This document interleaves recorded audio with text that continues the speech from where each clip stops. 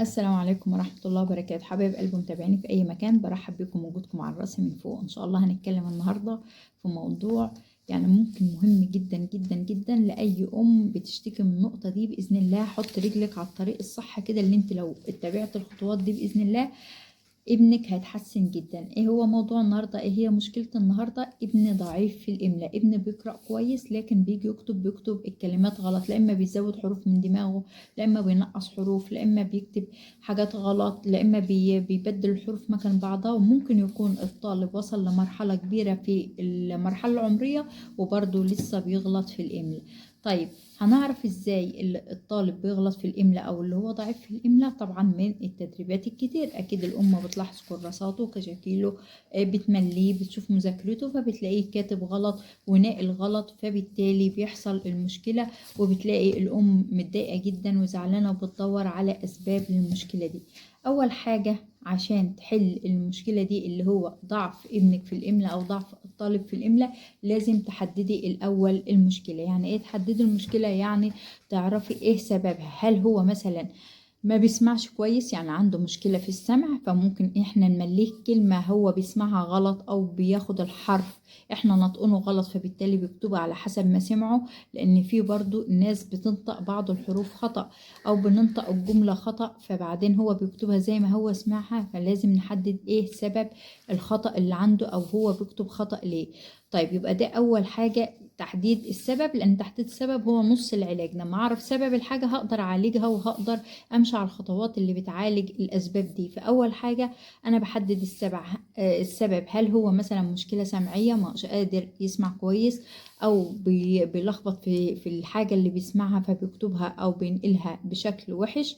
هل مثلا هو ما بيعرفش يكتب القواعد الإملائية كويس، زي مثلا التنوين، زي التاء المربوطة، التاء المفتوحة، الهاء، اللام الشمسية، اللام القمرية، الألف المكسورة، الألف اللينة، المدود، الهمزات، الكلام ده كله. هل المشكلة عنده في القواعد الإملائية؟ أنا لازم أعرف إيه المشكلة بالظبط. أنا أتابعه وهو بيكتب وأشوف إيه الحاجات اللي بيكتبها غلط. ممكن تكون المشكلة عنده كسل منه ومثلا سرعة واستعجال وعدم اهتمام، اللي هو بيكتب أي حاجة وخلاص، نبش فراخ زي ما بيقولوا، كتب صح كتب غلط، اهو كتب وخلاص وقضى المهمة، فبالتالي بينقل غلط أو بيكتب غلط. هو كتب وخلاص وبيعمل اللي عليه، فممكن تسرع وكسل منه. يبقى احنا أول حاجة عملناها مع بعض اللي احنا بنعرف السبب، وده طبعا نص العلاج. طيب، تاني حاجة لازم نمشي على مجموعة أساسيات كده يوميا. طبعا أنا محضرهم في كراسة عشان ما ننساش أي نقطة بس، وأتكلم لكم باستفاضة في الخطوات اللي لازم نعمل.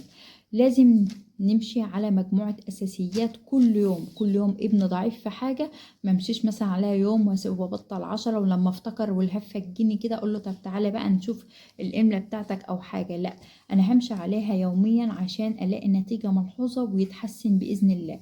طيب، كل يوم أنا هاخد له قاعدة كده.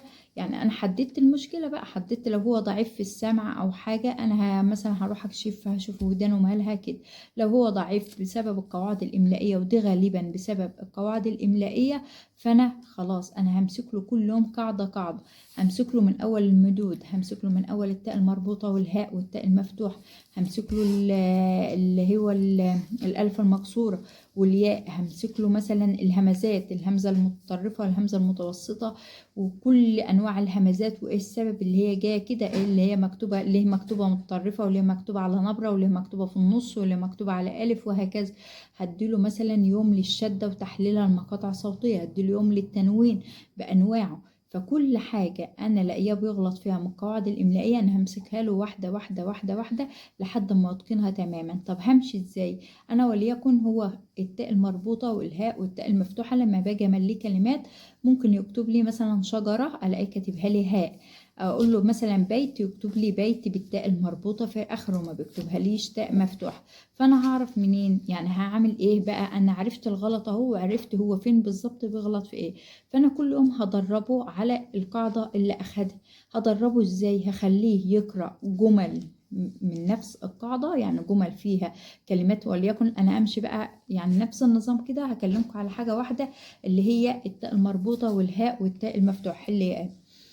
فأنا هتلاقيني ماشية روح لاختك تعلمها.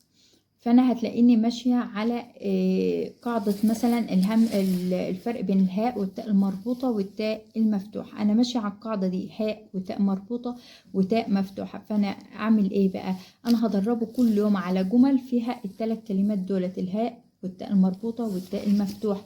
هيكتب كلمات فيها هاء تاء مربوطة وتاء مفتوحة، بس طبعا مش هدربه من غير شرح، لازم اعرفه ايه الفرق بينهم التلاتة، امتى يكتبها تاء مربوطة وامتى يكتبها هاء وامتى يكتبها تاء مفتوحة، واعرفه بالتدريبات وبراحة راحتي. يعني انا ما استعجلش وانا بعلم ابن حاجة واقول انا زهقت ومليت ولسه في الخطوة دي وعايزاه يسبق وعايزاه يخلص.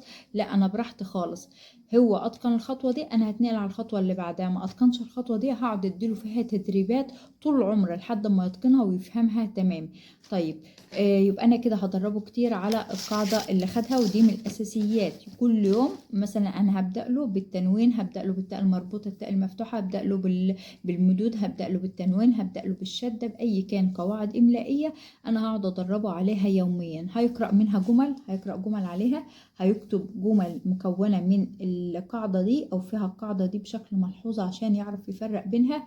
هعمل له إيه كمان؟ هكتب له جمل قصيرة فيها كلمات من نفس القاعدة هو يقرأها مرة، واقوم قايله له اكتبها تحتها او ينزل بيها الجمل دي او القطعه دي ينزل بيها، وبعدين اقوم مخبيه اللي هو نزل بيه واقول له اكتبها من نفسك، او املها له بحيث اللي هو يربط بين الحرف اللي قرأه واللي شافه والحرف اللي سمعه وهيكتبه.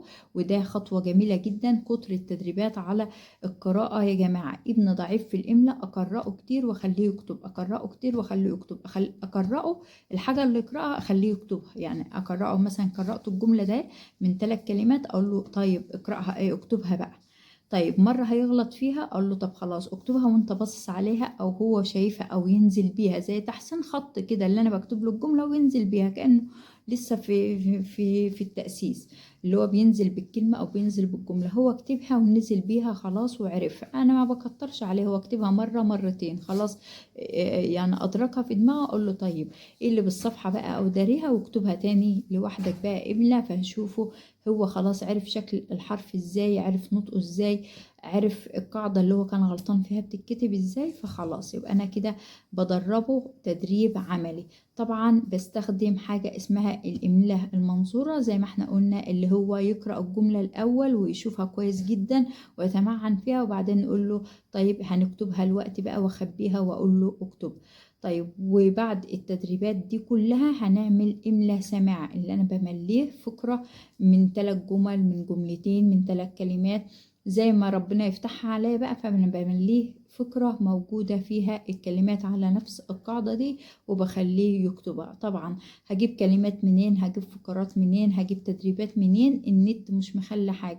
لو كتبت تدريبات مثلا على التفرقة بين التاء المفتوحة والتاء المربوطة والهاء هيجيلك تدريبات كتير، تدريبات على المدود هيجيلك تدريبات كتير، تدريبات مثلا على الشد هيجيلك، تدريبات على كذا هيجيلك. ابحثي في جوجل هيجيلك كل حاجة، او في اليوتيوب هيجيلك كل حاجة. رابع خطوة معانا اللي هي القراءة اليومية. زي ما أنا قلت نخليه يقرأ بصوت عالي، بصوت عالي زي ما أنا بتكلم كده، زي ما يكون بيكلمك، زي ما يكون بيكلم صاحبه، زي ما يكون بيكلم أخوه أو أخته. فيتكلم بصوت عالي جدا عشان يسمع صوت الحرف اللي نطقه ويربط بينه، وده حاجة جميلة جدا. وبعد القراءة هختار له جملة أو جملتين من القطعة اللي قرأها كده وأقول له اكتبها أو انزل بيها عشان يعرف برضو يتدرب على الكتابة. يعني هو مجمل اللي أنا بقوله كله تدريبات على القراءة والكتابة. ده مجمل اللي أنا بقوله، اللي أنا هقرأه كتير، يعني يقعد يقرأ كتير جدا ويكتب كتير، يكتب كتير أو ما نزهقش من الكتابة، ونمسكه بقى قواعد إملائية خطوة بخطوة من البداية.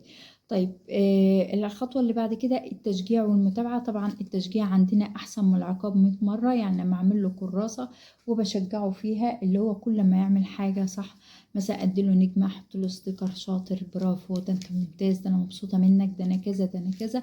وبنشجعه وبنحمسه أفضل 100 مرة من اللي أنا عاجبه. ده أنت خطك زفت، ده أنت مش عارفة سيء، ده أنت مش نافع، ده أنت كذا، ده أنت إملتك كذا، ده أنت كذا. فالولد هيتعقد أو البنت هتتعقد بزيادة. ده بس كان مجمل النهاردة، اللي هو ازاي ندرب ابننا على الإملاء. ولو ضعيف ومشيت على الخطوات دي اللي انت تخليه يقرأ الحاجة بصوت مسموع، هلخصها لك كده: يقرأ الحاجة بصوت مسموع، وبعدين تخرجي له منها جملة أو جملتين أو 3 هيكتبهم هينزل بيهم، وبعدين بعد الجملة أو الجملتين 3 دي هتداريهم أو تخبيهم أو تقلبي الصفحة وتملهم له غيبا. ده خطوة جميلة جدا. هتمسكوا له قاعدة إملائية قاعدة بقاعدة من أول مثلا أولى ابتدائي، من أول ما أخدوا في أولى ابتدائي تمسكوا له قاعدة قاعدة، هتمسكيها لقيتيه ماشي فيها وعارفها وفاهمها، هتخطيها وتروح للقاعدة اللي بعدها. لقيتيه ماشي فيها وعارفها، هتروح تخطيها وتروح للقاعدة اللي بعدها. لقيتيه ملقلق فيها ومش عارفها، هتلاقيكي هتقومي انتي تديله تدريبات بزيادة فيها كل يوم، كلمات منها جمل منها لحد ما يتقنها تماما، تنقلوه على القاعدة اللي بعدها. طب انا اعرف القاعدة الإملائية دي منين؟ ممكن ان احنا نجيب على اليوتيوب او على جوجل ما هي القواعد الإملائية مثلا لطلبة المرحلة الابتدائية. هيقولك مثلا التنوين والهمزات والمدود واللام الشمسية واللام القمرية والشدة والكلام ده كله، فهيجيبهولك. فانت هتعرفي الحاجات دي، هتمشي معاه تدريب بتدريب. بس كده، ده كان نهاية الفيديو بتاعنا. اتمنى تكونوا استفدتوا. لو استفدت طبعا ما تنسوش تحطوا لايك، واشوفكم على خير في فيديو قادم بإذن الله، وإلى اللقاء.